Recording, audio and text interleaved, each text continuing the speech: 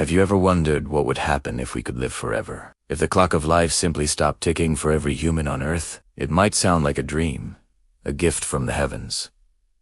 But what if this ultimate blessing was, in fact, our greatest curse? Imagine a world without death. The population wouldn't just grow. It would explode exponentially.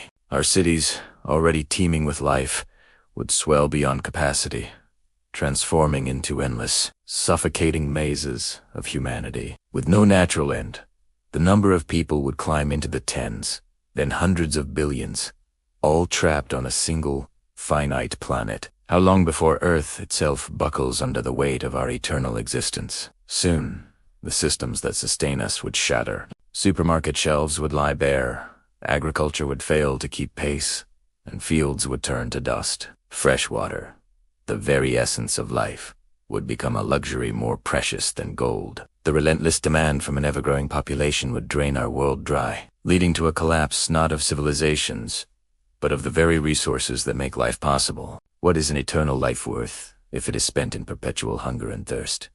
And what of our minds, our souls, with an infinite number of tomorrows?